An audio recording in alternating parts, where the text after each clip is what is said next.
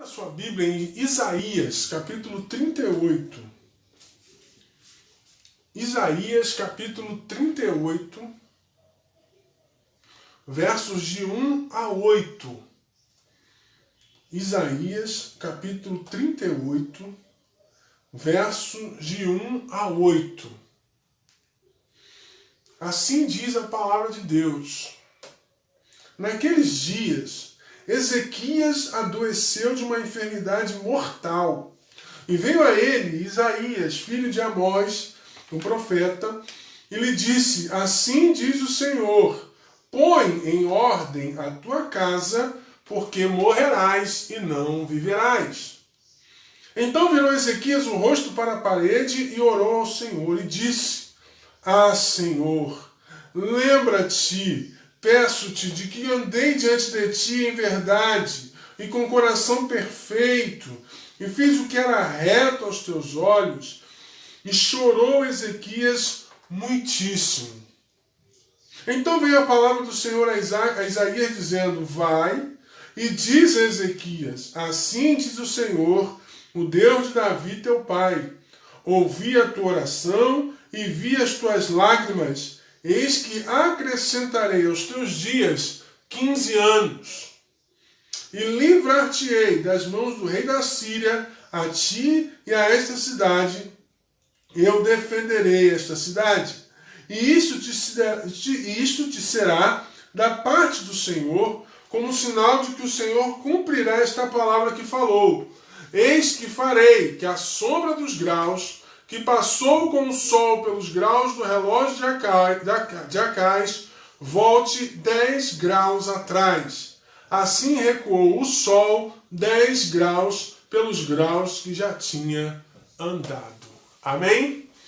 Então, a gente está vendo aqui alguém, um rei muito poderoso, um rei de Israel, e que o profeta Isaías diz para ele o seguinte: assim diz o Senhor, põe a tua casa em ordem, porque tu vai morrer em breve. E aí ele entra em desespero, o rei Ezequias entra em desespero. Foi um rei segundo o coração de Deus, foi um bom rei, um rei obediente e fiel ao Senhor. E naquele momento ele chora, o texto diz que ele chora muitíssimo, e ao chorar muitíssimo, ele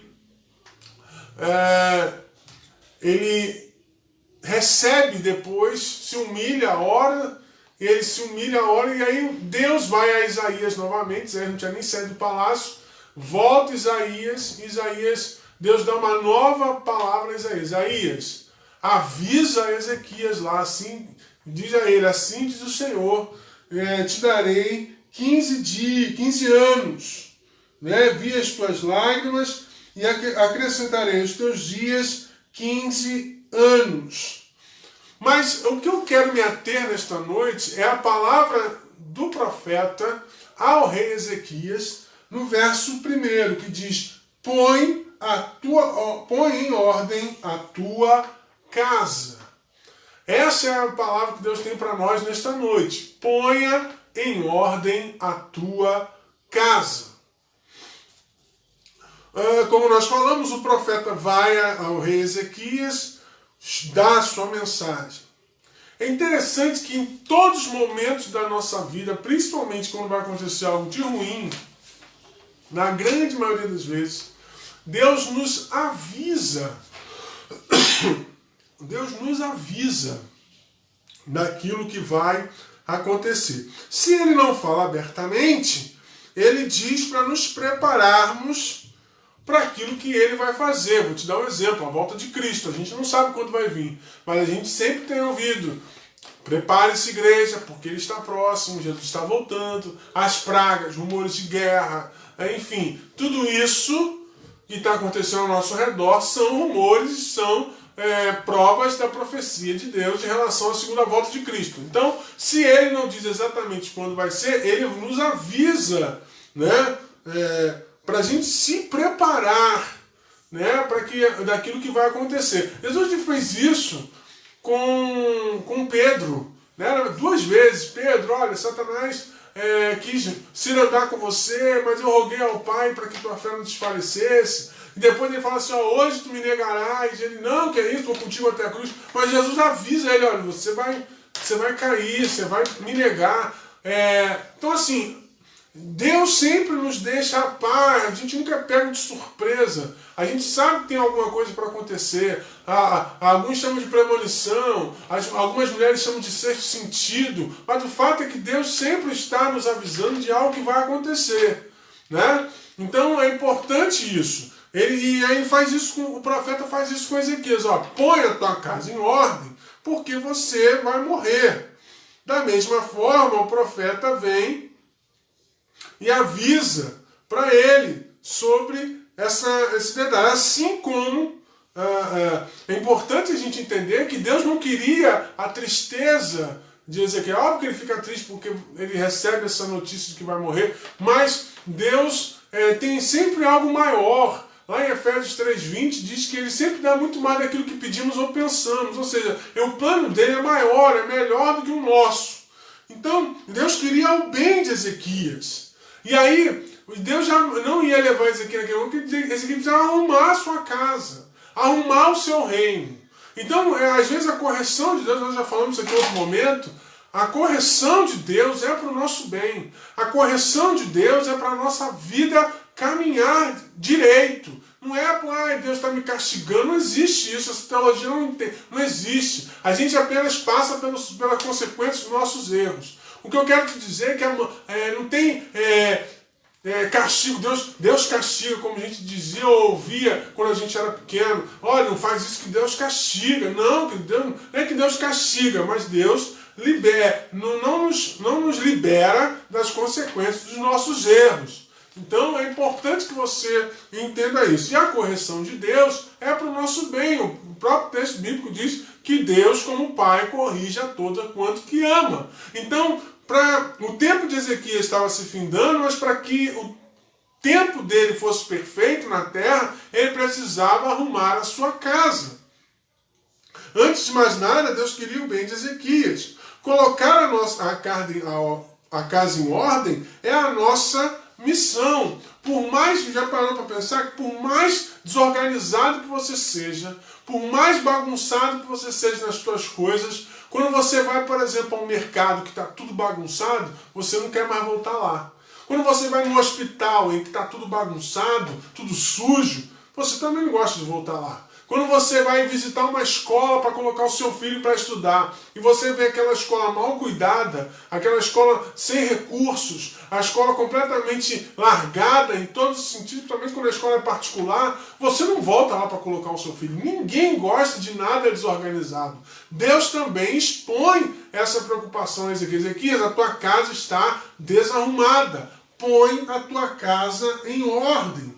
E aí eu te pergunto, como a gente pode colocar a nossa casa em ordem? Nós temos três aspectos que nós precisamos colocar a nossa casa em ordem. E eu espero, em nome de Jesus, que seja hoje, na tua casa, na tua vida, na minha casa, na minha família, também seja hoje que a gente coloque em ordem as coisas. Ok? Então, preste atenção. O primeiro que é prioridade, a questão espiritual. Eu preciso colocar minha casa em ordem na questão espiritual. Como eu faço isso? Primeiro, orando. Uma casa que não tem oração, ela está fadada ao fracasso. Uma casa que não tem oração, tem algo errado. Se ninguém dentro dessa casa ora, fica difícil. E aí, quando pastor, meu filho é pequeno, ensina ele. Aqui a gente também tem um pequeno que a gente está ensinando ele a orar. Todo dia à noite ele ora com a mãe dele antes de dormir. Então você precisa ensinar isso aos seus filhos, ensinar isso a todas as pessoas da sua casa. Mas não tem crente aqui, só tem eu. Então você vai ser a oração que Deus vai ouvir da tua casa. Mas para que Deus ponha a tua casa em ordem, na área espiritual é necessário que se tenha a oração deste lugar. A segunda coisa, o próprio Ezequias orou.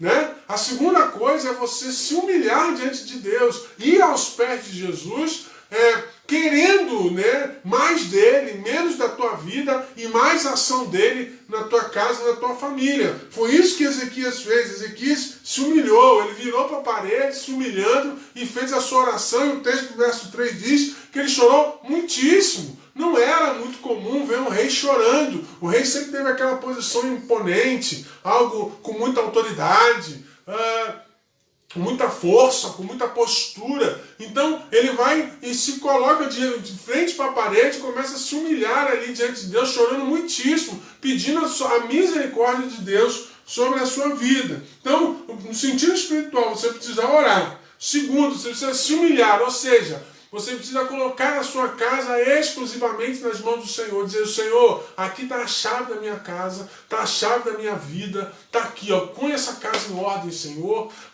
Eu não tenho forças, eu dependo de Ti para que essa casa fique em ordem, para que a minha vida espiritual entre em ordem. Eu dependo de Ti, eu não consigo fazer nada sozinho, eu sou fraco, eu sou incapaz. Ai de mim se não for o Senhor. É igual o texto lá de João 15,5. Jesus falando, eu sou a videira, vocês são as varas, os galhos.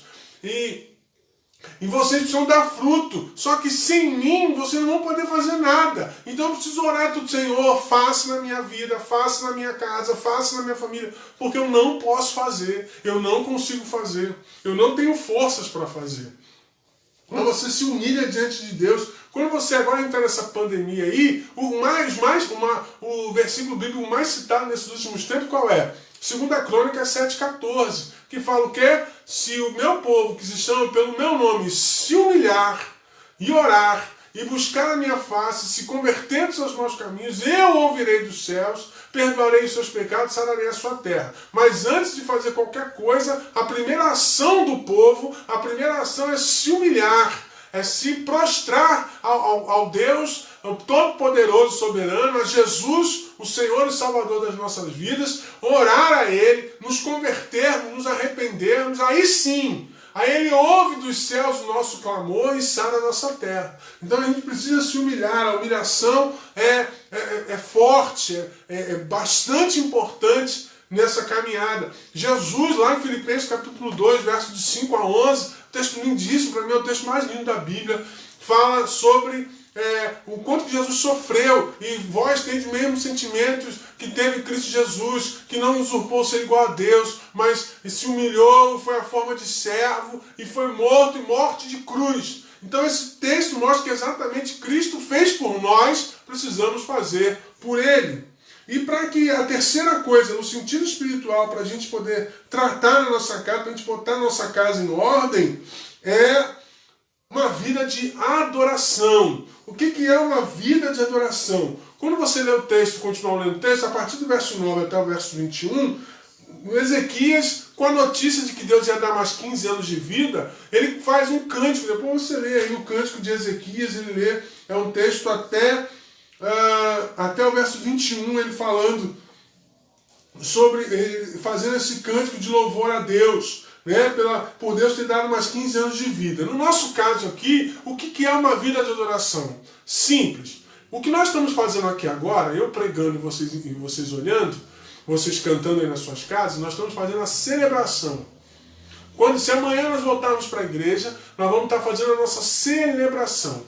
O nosso culto é quando as portas se fecham e você vai para casa. Quando a gente fecha a igreja e cada um vai para sua casa, ali começa a nossa adoração. Ali começa o seu culto particular, ali começa o meu culto particular. Isso aí é adoração. O que é adoração? É um estilo de vida que agrada a Deus. É um estilo de vida que luta todo dia para agradar ao Senhor. E esse estilo de vida precisa estar dentro da nossa casa, para que Deus venha fazer a obra que precisa ser feita. E aí nós fazemos a nossa parte e agora Deus vai fazer a dele. Então eu preciso orar, eu preciso me humilhar diante de Deus, dizer que eu não tenho condições de mudar a minha casa, só o Senhor. E terceiro, a minha postura, a minha vida tem que ser uma vida de adoração, um eterno culto ao Senhor. Todo dia é um culto ao Senhor. E tem alguns momentos que a gente vai pedir perdão porque o nosso culto não é agradável a Deus.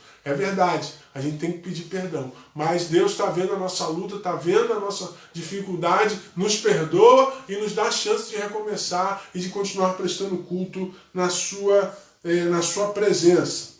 Segunda coisa que a gente precisa colocar em ordem na nossa casa são os nossos relacionamentos. É a nossa vida nos relacionamentos. Na oração, Ezequias, no texto, Ezequias fala o seguinte, no verso 3, lembra-te, peço-te, que andei diante de ti em verdade e com coração perfeito e fiz o que era reto aos seus olhos. A postura de Ezequias era fundamental para que Deus viesse sarar a sua vida, cuidar da sua casa. E Ezequias foi um rei, como eu disse no início, foi um rei completamente alinhado com Deus. Então ele requer isso, Senhor, tenha misericórdia de mim, eu fui um bom rei, eu andei nos teus caminhos, eu fiz certo aos olhos do Senhor. Imagine, e aí a gente imagina que não só diante de Deus, mas diante da sua família, Ezequias foi um rei bom. Colocar em ordem a casa nessa área específica, nas áreas dos relacionamentos, tem o seguinte... você tem que fazer algumas coisinhas para você colocar essa tua casa em ordem nos relacionamentos. Primeiro, tem que haver perdão. Sem perdão, não tem conversa. As famílias elas só se sustentam por causa do perdão. Elas só caminham porque tem alguém que perdoa, tem alguém que pede perdão, e eles se entendem e continuam a caminhada. Uma casa, para a gente colocar em ordem sem perdão, não vai acontecer. Precisa se resolver e as coisas para elas poderem caminhar. Ok? Então o perdão precisa fazer parte da rotina desta casa. O perdão de esposo com esposa, de pai para filho, de filho para pai. O que importa é que o perdão seja a realidade dentro dos nossos lares. Não tem como a gente colocar a casa em ordem nos nossos relacionamentos se tem alguém magoado com o outro, se tem alguém que ainda não perdoou o outro, se tem alguém que não pediu perdão ao outro. Então é necessário que a gente coloque a nossa casa em ordem através do perdão. Consequentemente, através do perdão, também através do amor, em demonstrações de amor. Não é só dizer eu te amo, mas demonstrar esse amor. Né? Qual é a demonstração de amor? Está lá em João capítulo 13, verso 34. Um novo mandamento vos dou, amai como eu vos amei. E qual foi o amor de Cristo? Dando a sua vida pelas vidas das pessoas, por nós, né? E aí esse amor de Jesus precisa nos inspirar. Ontem eu até coloquei no meu Facebook, um pastor em Fortaleza morreu de Covid porque ele deu a sua vaga na UTI para uma outra pessoa, que não sei se estava pior ou melhor do que ele, mas ele deu a sua vaga para a pessoa na UTI e aí acabou ele não resistindo. É esse tipo de amor que Jesus trata, é esse tipo de amor que precisamos fazer dentro das nossas famílias. Demonstrar amor a ponto de entregar a nossa vida pelos nossos. Se os nossos familiares não perceberem ou não se sentirem amados, eles não vão amar também. Não é que você queira reciprocidade, mas você precisa tomar a iniciativa de amar. Você precisa tomar a iniciativa de cuidar. E o que é amar? Amar é não entristecer o coração de quem está com você. É não entristecer o coração da sua esposa, não entristecer o coração do seu esposo. É lutar para você não entristecer o coração do seu filho. É você lutar para não entristecer o coração dos seus pais. Isso é amor. Ok? Então uma casa, para a gente pôr em ordem nos relacionamentos, ela precisa de demonstrações de amor. Demonstrações de amor. Terceira coisa para a gente colocar a casa em ordem nos relacionamentos é o respeito às pessoas. Né? O respeito à personalidade, ao comportamento das pessoas. As pessoas precisam ser respeitadas. Né? As ofensas, elas não botam a casa em ordem. Os insultos, as agressões muito menos. Ok? Isso não coloca a casa em ordem. O que coloca a casa em ordem é o respeito de pai para filho, de filho para pai, de esposo para esposa. A Bíblia é tão fantástica em relação que a Bíblia fala tudo isso. A Bíblia fala: marido, amai vossas esposas como Cristo amou a igreja. Mulheres, sede submissas aos seus maridos.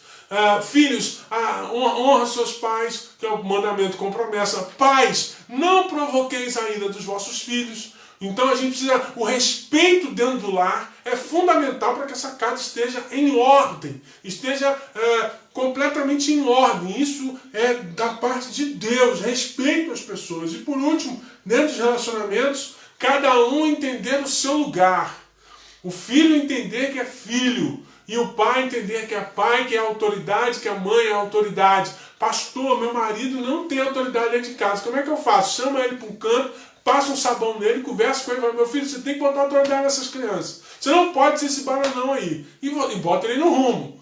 A mesma coisa se for a mulher em relação aos filhos. É assim que a gente bota essa criançada na linha. Entender que há uma autoridade. Nós estamos numa crise de autoridade do lado de fora, mas porque a gente tem uma crise de autoridade dentro das nossas casas. Então a gente não pode deixar isso acontecer. Ou tu acha que de vez em quando eu não pego um chinelo aqui para dar uma no João? Porque se eu bobear, ele vai querer dar no meu rosto, na minha cara. Então eu preciso ser autoridade dentro de casa. Eu preciso ser autoridade dentro do meu lar. Eu preciso ser autoridade com meu filho. E é assim que você precisa fazer dentro da tua casa. Ah, não tem, deixei passar. Então pede a Deus e faz isso de volta. Bota isso de volta dentro da tua casa. Coloca cada um no seu lugar. Não é que você vai ser um pai, uma mãe carrasco, nada disso. Mas cada um precisa entender o seu lugar. Cada um precisa entender as suas necessidades. Tem filho aí que, se bobear, quer botar o pai endividado. Pai, eu quero isso, pai, eu quero aquilo, pai, aquilo outro. Quando o pai diz não, é autoridade.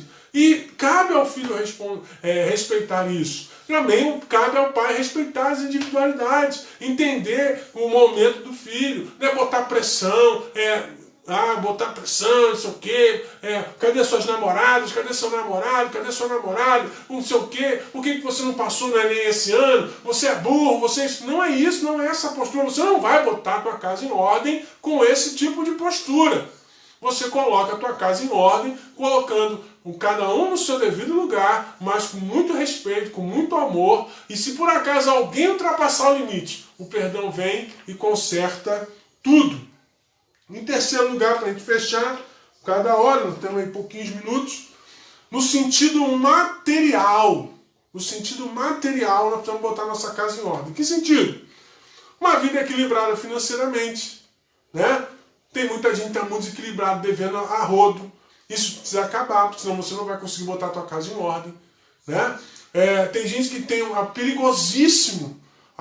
atitude perigosíssima de procurar agiota. Não é recomendado, porque eles não costumam resolver as coisas com muito diálogo. Então você precisa ser equilibrado financeiramente para você não chegar nesse extremo. Se você chegar nesse extremo, você não vai colocar a tua casa em ordem, a não ser que você tenha que se desfazer de bens, ou a não ser que aconteça uma tragédia na tua vida. E isso a gente não quer, Deus não quer que isso aconteça. Você pode colocar a tua vida em ordem sendo equilibrado financeiramente, sendo proativo, sempre tem que tomar iniciativa. É óbvio que a gente quer descansar, a gente quer dormir um pouquinho mais, mas a gente também não pode esquecer que a gente precisa ser proativo, a gente precisa estar na frente, a gente precisa olhar, a gente precisa ter visão de Deus, receber e aplicar a visão de Deus para a nossa vida, sermos proativos. E também, em terceiro lugar, conversar sobre assuntos materiais. O filho quer um celular novo. Filho, agora não vai dar para comprar um celular novo. O filho quer comprar um tênis novo. Se por acaso estiver precisando, porque acabou, ou está rasgado, não dá mais, aí é outra história. Mas comprar um outro tênis só por capricho. Então tem momentos que a gente tem que entender e sermos equilibrados nos nossos relacionamentos dentro de casa para que as coisas fluam em ordem. Isso, irmãos, não mata ninguém. Eu nunca vi ninguém morrer porque o pai não renovou o celular o adolescente morrer porque o pai não renovou o celular dele. Nunca vi isso. Ao contrário, o filho fica sem celular aí, o problema é dele. Né? Vai ficar no computador se quiser. Então, a questão não é essa. Então isso tudo vai tirando, né? A gente está vendo uma série de coisas.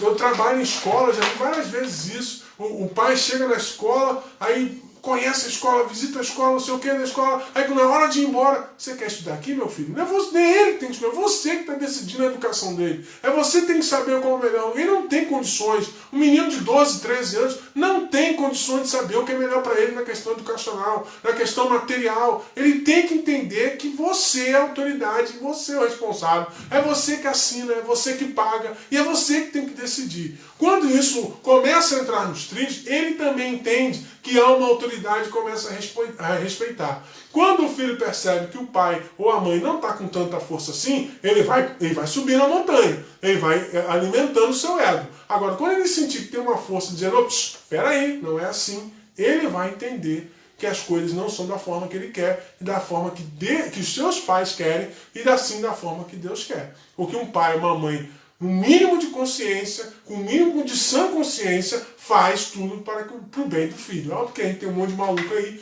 que se diz mãe e pai que está fazendo um monte de bobagem. Não é esse o caso. Estou falando de mães e pais de verdade. Vamos fazer tudo para que seus filhos sejam abençoados. Então, a gente pôr a ordem na nossa casa, a gente tem um aspecto espiritual, tem um aspecto dos relacionamentos e os aspectos materiais. Você não pode esquecer disso. Depois eu vou até colocar isso lá no blog, colocar isso para que você fique guardado no teu coração, para que você grave isso, né? Para você falar assim, aonde está? Senhor, aonde? Aí você coloca um papelzinho lá. Você vai botar um papelzinho na parede assim, espiritual, relacionamentos e material. O que eu preciso aqui? Será que eu estou tá indo bem aqui? Ou eu preciso orar mais? Eu preciso ler mais a Bíblia? Eu preciso perdoar mais? Eu preciso demonstrar mais amor? Eu preciso ser mais equilibrado financeiramente? Isso Deus vai fazer. Isso é importante você anotar para que depois você venha e faça assim, Senhor, muito obrigado, porque tudo que eu precisei para colocar em ordem a minha casa, o Senhor, eu consegui através do Senhor. É assim que Deus quer fazer na tua vida. É assim que Deus quer fazer na tua casa. Assim que Deus falou para Ezequias, em nome de Jesus, eu quero falar para você nesta noite, põe em ordem a tua casa. Queira pôr em ordem a tua casa, o Senhor vai te abençoar, o Senhor vai te ajudar, se coloca à disposição dele, que eu tenho certeza que em muito breve você vai estar falando assim, pastor, a minha casa agora está em ordem, porque o Senhor falou comigo, o Senhor falou através da sua palavra comigo, minha casa estava uma bagunça, e eu tenho certeza que o Senhor que o Senhor ouviu a minha oração, e minha casa agora está tudo em ordem, há perdão, há amor, minha casa não é perfeita, minha família não é perfeita, minha família é saudável, porque ali na minha casa habita a presença de Jesus.